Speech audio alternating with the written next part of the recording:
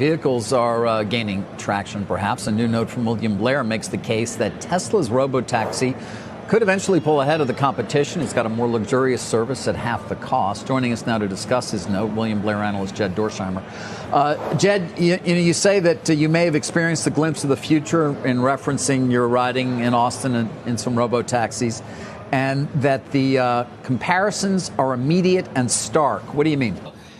By the way, I think Secretary Ludnick's response to you on Intel feels a lot like our note this morning. We've definitely hit a nerve here in terms of just sharing our experience. But we were down in Austin last week trialing the robotaxi, which is a beta version, comes public in September. And we also trialed Waymo through Uber.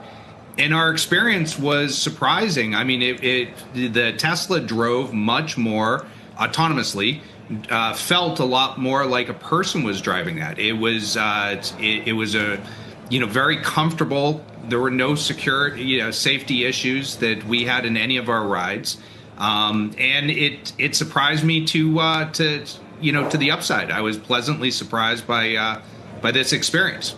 Yeah. Well, what were you expecting? I mean, I assume you've ridden in Waymos and the like. So, I'm just curious what your expectations were.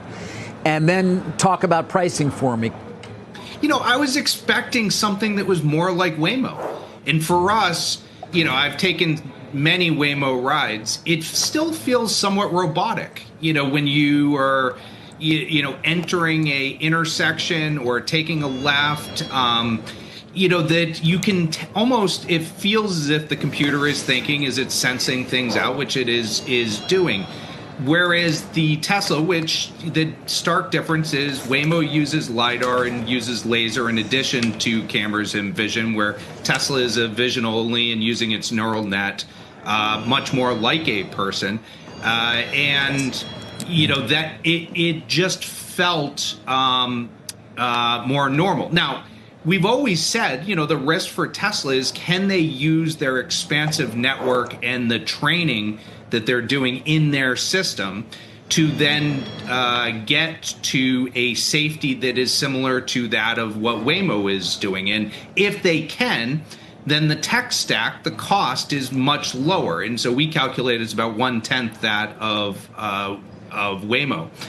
And so can they use the lower cost to weaponize pricing as a way to take market share? Because they are, the David in this market. They are the newcomer into the market, and so they need to be the disruptor. And their pricing was half that of Uber, just in the small sample set of experiences that we had last week. You said at the outset that your report hit a nerve. I'm just curious, what kind of feedback have you gotten to say that?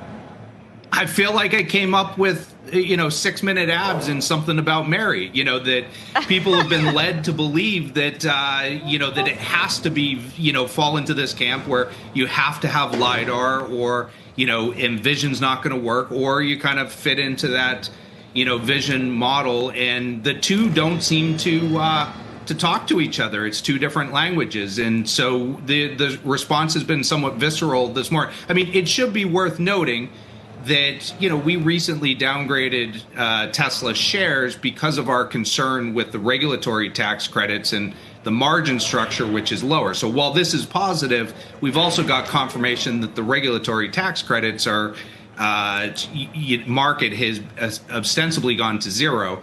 And so that's going to be a margin hit.